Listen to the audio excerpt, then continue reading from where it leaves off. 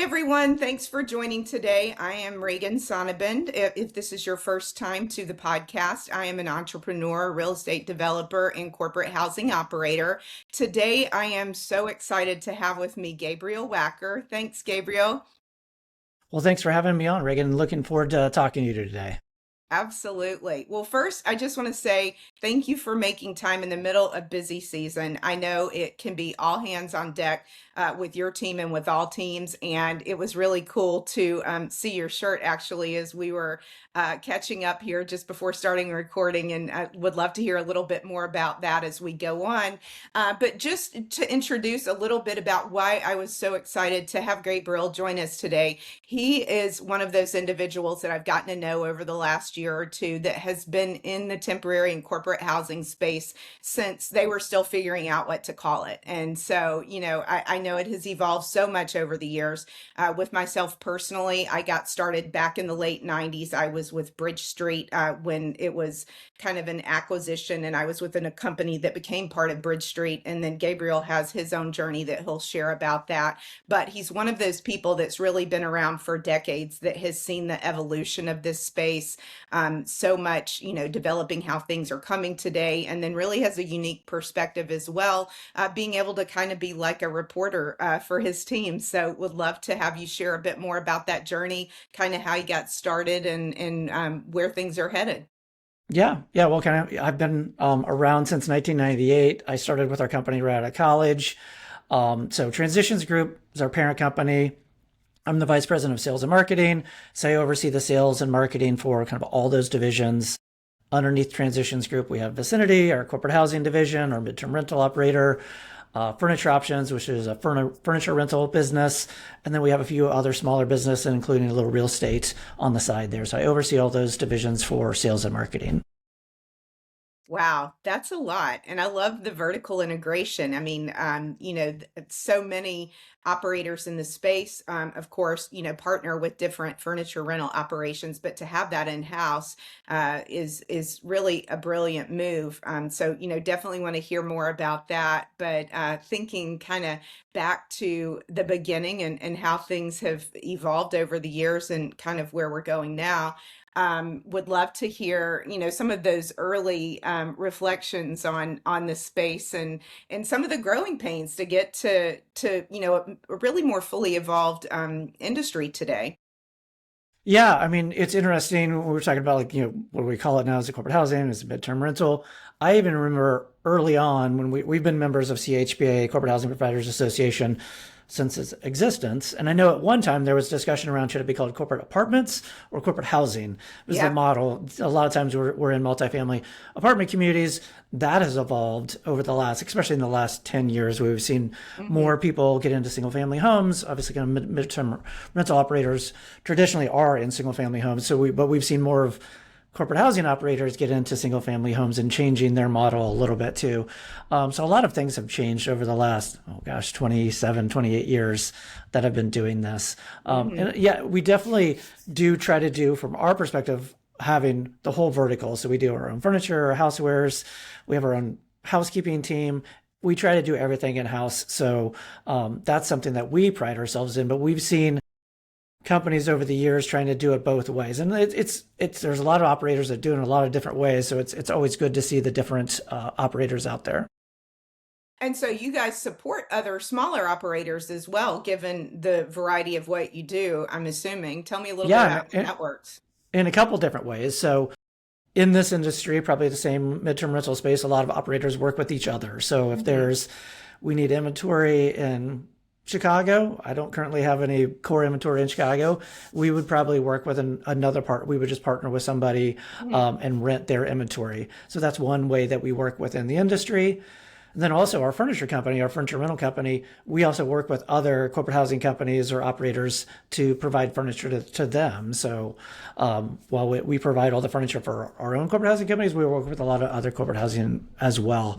And in the insurance housing space, we will work with insurance housing companies with our core inventory as Vicinity, but we also rent furniture to insurance housing companies when they're setting it up on their own. So a lot of different ways where we're supporting the industry in multiple fronts.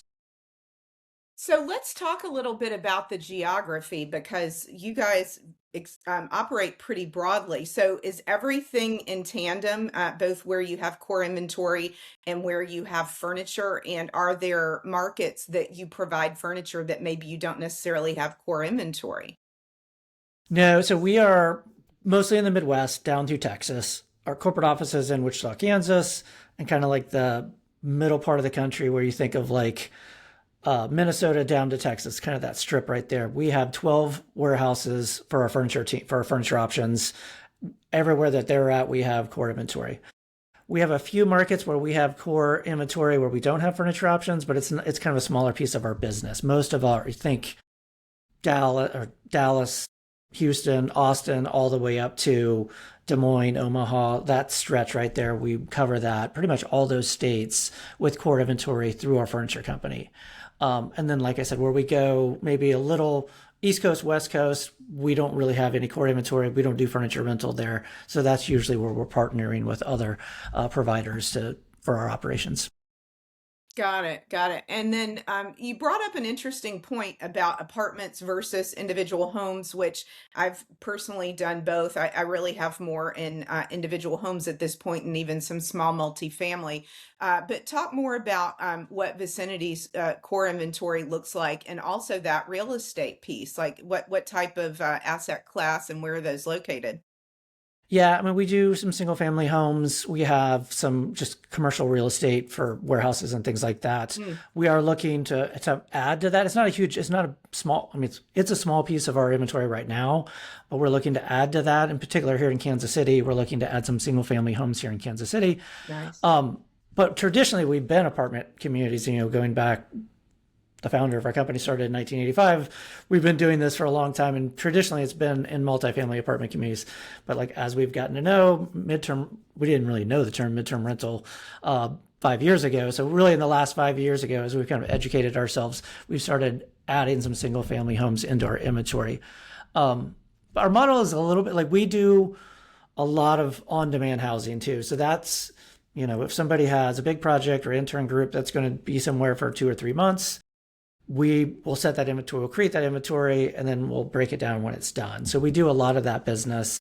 Um, and then we'll have a bit, we'll always carry a base of core inventory long term, but we get really big in the summertime, or if there's a big project, data centers, things like that pop up in the last couple of years. We've seen some really big projects that we'll build that inventory, whether it's for 6 months or 2 or 3 years. We'll build that inventory, then shut it down based on some of those projects. For sure. It's so interesting because I know you mentioned earlier about, setting up over 100 doors for interns now. And I think we've all been, it's that rush. It's that time of year where interns are coming in and, we all see it. And I know for us here in the Chicago market, it really is an interesting phenomenon, working together with apartment communities to make that work because you have this massive influx of students coming in at what is already the busiest time of year. It's like it'd be great if they needed these in January, but it doesn't work that way. And actually, my own daughter is going to corporate housing for her internship in a couple of days. And so it's this mass swell of what will be taking place for the next couple of months. And, I know it's something that impacts a lot of us across the industry. I'm curious, given Transitions Group, kind of multi-level approach to doing both the core inventory units and the furniture, how do you guys operationalize for that? Yeah, it's a challenge. And in particular, this year has been a bigger challenge than in the past because the World Cup's here. So Kansas City, Dallas, Houston are core markets that we have with the World Cup this year. So we're seeing an even greater kind of just seasonal impact this year, where it's just Kansas City here. We're just seeing a really large peak of inventory that we're taking on. Operationally, it is a challenge. We try to get ahead of it. We try to staff up accordingly. We try to we'll add additional furniture. So we try to get that to land here a month or two so we can get it literally built before we go deliver that furniture. I think I put it on LinkedIn the other day. I put together a dozen sets of coffee and end tables, and I it saw literally that. That was took me awesome. half a day to sit there. I mean, like, that's the kind of stuff that I don't think people think about when they Right. look at some of the logistics around that, like just setting up a unit. It's a lot. It's a process, and so you do have to put a lot of planning And we try to budget accordingly. We try to say, well, we're going to have, this much business. And so let's staff up to this many people. Let's have this much furniture, this much housewares. It's not a perfect science, but we Right. try to do our best, and then we try to like accommodate it so we're able to meet the expectation. And sometimes, all hands on deck. So I've been out delivering furniture and doing apartment inspections, and everybody just kind of has a pitch in at this time of year. For sure. You're right. The with FIFA, that's definitely having an impact in Dallas, which, where I was last week when I had the pleasure of meeting Linda on your team, which was awesome. I know everyone in and around Dallas has really been preparing for that for months. And then, through the GSA side of things, I saw one of the first housing requests related to that, both in Dallas and Houston, maybe 6 months ago at this point, for the National Guard that's going to be there as part of that. So I haven't had as much ongoing with the Houston side of things, but I can imagine at home base there in Kansas, that really is having even a bigger impact on a market that is probably not as saturated as Houston or Dallas. Yeah. It's really been not really like the individual consumer that's coming here to watch the games. Right. There's been Kansas City that hired a whole bunch of bus drivers to come and do like all the transportation. Sure. There's been, the media, all kinds of ancillary companies that are not what you would think of that would be needed. That's a business that we've seen. There's the temporary power, companies that have to put up these huge generators for these kind of events. They come in for a month or two. That's this additional business on top of our already busy season that we've been seeing this year. Absolutely. That all makes so much sense. Like you said, the media, the logistics, all of those things. And I can remember when we did a housing, or helped with a housing request for Vicinity a few years ago, that was for a golf tournament that had the logistics team that was there for several months. And so, would you say that is a lot of the type of business that Vicinity works with, those types of recurring, whether it's internships, large. Yeah, so I lead a sales team here, and a lot of times what we talk about is going after the complicated housing needs. People that have large and complex or difficult to, if somebody has, one or two stays a year, that's great. They can find Airbnb or, Furnish Finder or something like that. We really want to go after the clients that have 50 interns coming in for 2 or 3 months, or we want to see this huge data center that's getting built where they're bringing in, you can either stay in man camps or we can give you corporate housing that's a little bit better fit. So traditionally, we are going after companies that have complex housing needs. Absolutely. Well, you definitely touched on, again, one of my favorite terms lately, data centers. We have been really busy with data centers the last year and a half or so, if not more. And, I have to say that, when we were first kind of getting acclimated to what was happening in that space, we had not previously worked with construction crews. And so, we had to kind of reverse engineer, like, what's the right way to kind of outfit units properly for that space. And, there are things that we're doing differently. I'm curious to hear what your experience has been like with that. Well, I think it is different. Like, mostly from the inventory perspective, like what are the housing options in Right. those locations? But we're seeing a lot of these data centers being built in somewhat remote areas, Right. and they want to have housing that's close. So there are companies that I know that set up, man camps and things like that. That's not traditionally what we do, but we've spent a little bit of time investing in that the last 6 months, kind of trying to get our arms around that. But it's I mean, we've been doing this since 1985, so it's not anything that's necessarily new to us. It's just a little bit different than our traditional, what we see corporate housing be, where the housing might be a little bit different or the furniture might be a little bit different. But we're able to do that. We have a lot of flexibility from the furniture side, being able to accommodate whatever our clients' needs are going to be. For sure. Well, I love the way that you describe that overall, that, you guys take on these more complex needs that are, real problems to be solved. I think that, there is a lot of opportunity in doing that, and taking, kind of situations that require a lot of, thinking around the best way to make it all happen. So I just think that's a great approach. I'm curious, thinking a little bit more about, of course, you've been in a leadership role with CHPA for some time. And of course, you have your kind of reporting that you do on your series. Tell me a little bit more about some of the trends you've seen over the last few years and maybe things you see coming in the next few years in our industry.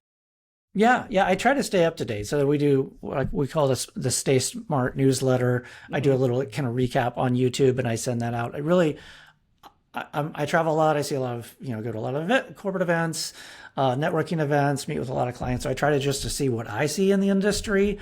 Um, we have seen some consolidation in the industry. I think we'll continue to see that. I think data centers for sure is something that we'll continue to see in the industry. Relocation's been down. Like that's, traditionally something that's been a big piece of corporate housing in general is Right. relocations. I'll be interesting to see.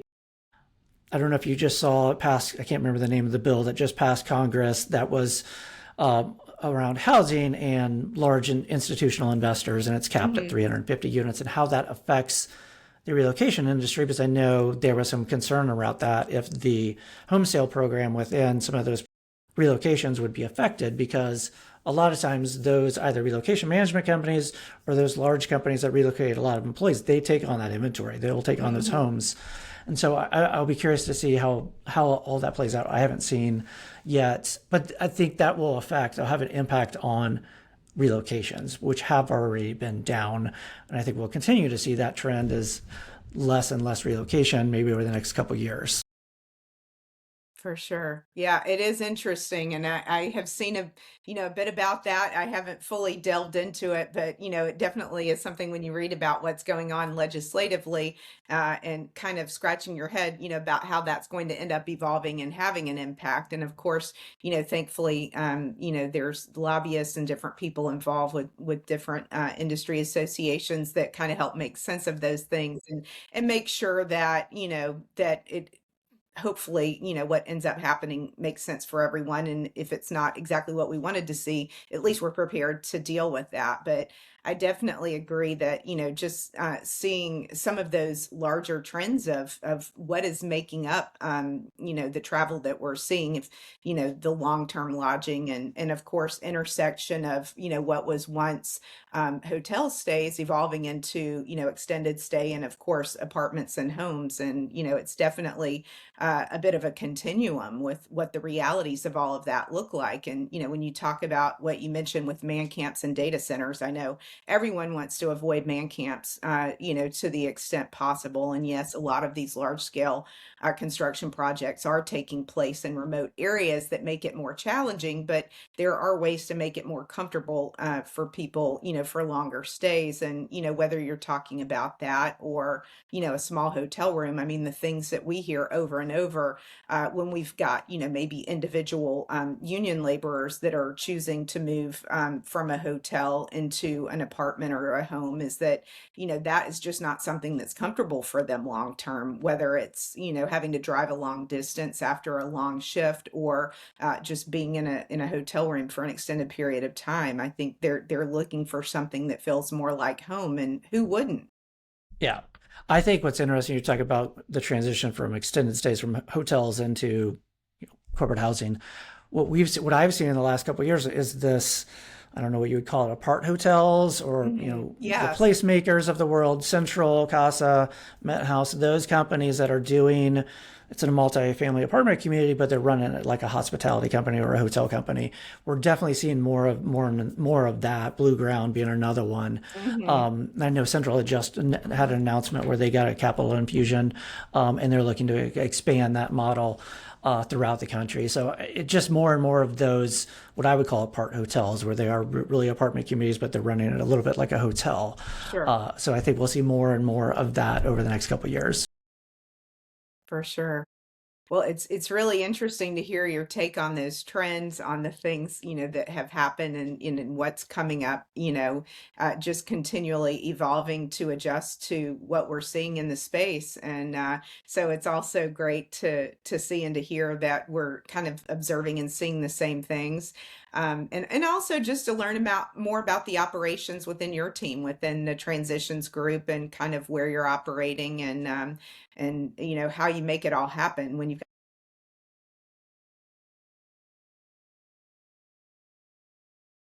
Yeah, it is a challenge. We've been doing it for a long time. I think what's been interesting is, AI. We're trying to like educate ourselves on AI. I spent a lot of time trying to educate myself and trying to figure out where that's going to add some operational efficiencies to us. I wouldn't say I have the secret sauce yet, but it's definitely something we're spending a lot of time looking into, and I think it's something that we'll talk a lot about over the next couple of years because it's here. It's coming here. We can't avoid it. So I think AI is something that we're really going to lean into. But at the same time, there's when we're talking about having to set up 100, 200 units, you physically have to go do that. There's not, a robot yet that can go out there and deliver all that furniture, but you never know. Maybe in 5 or 6 years, we'll see a robot. It's so interesting. I was at a workshop a couple of months ago, and they actually had robots on site that were washing windows and vacuuming the carpet and doing some other specific tasks. And I have to say, I've been wanting to invest in one of the robotic lawnmowers just to test it out to begin with. So I think, I've seen demos. There's some robots out there that can make a bed, can do dish, kind of like unload a dishwasher, load a dishwasher. It's all kind of in beta, like that's not like, yes. but I've seen the videos, so you can go and look it up, and they're there. Again, we're probably several years away from them actually being practically used, but it's possible the next 5 to 6, 7 years that we'll see that in the industry. Yeah, I think definitely will be a while before mainstream, but it does seem kind of sci-fi to see some of It those does. things, Yeah. like actually physically see it and see them demonstrated. So, Yeah. I Yeah. think it's inevitable that it will start to find its way more into the realities of how we're operating. And, it'll be interesting to see where we can find the efficiencies with that. For sure. Excellent. Well, I know you've got a very busy business waiting on you. You've Yeah. got lots of units to help with, a team to lead, and all that good stuff. So thank you for carving out time. I really appreciate it, and just looking forward to continuing to work together going forward. Sounds good. Thanks for having me on. Sure thing.